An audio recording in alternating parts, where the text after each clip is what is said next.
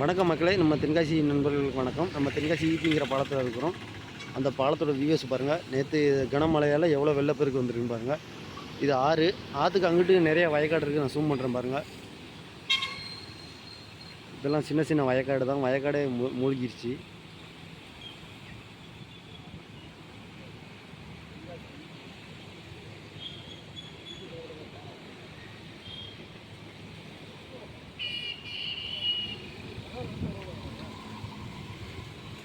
இந்த பாலம் ரீசெண்டாக இப்போ தான் கட்டிச்சாங்க. கட்டி ஒரு 1.5 வருஷத்துக்குள்ளே தான் இருக்கும். எப்படி இருக்குன்னு பாருங்கள். பாலத்துக்கு கீழே தண்ணி அதிகமாக போகக்கூடிய இடம் தான். ஆனால் தண்ணி தேவைங்கி அப்படி மெதுவாக போகிற மாதிரி தான் இருக்குது. நல்லா ஜூம் பண்ணிட்டு பாருங்கள்.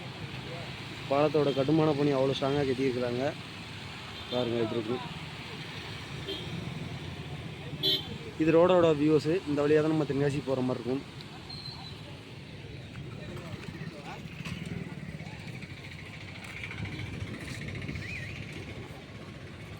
இப்போ ஆப்போசிட்டில் உள்ள பாலத்தை காமிக்கிறேன் பாருங்கள்.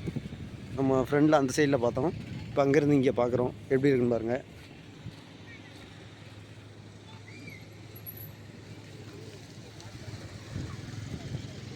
இந்த அளவுக்கு தண்ணி வரும்னு யாருமே எதிர்பார்க்கல. தண்ணி வேறு லெவலில் போயிட்டு, இதெல்லாம் ஒரு மில்லு தான். மில்லு இந்த சாமில் மரம் அந்த மாதிரி அறுக்கிற மில்லு.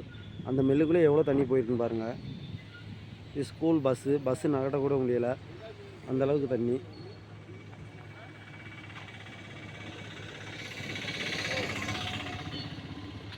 இவ்வளோ தண்ணியை நம்ம தென்காசி இதில் பார்த்ததில்ல. ஆனால் தென்காசியில் என்ன ஒரு ஸ்பெஷலிஸ்ட்னால், தண்ணி எவ்வளோ வந்தாலும் டக்குன்னு போயிடும்.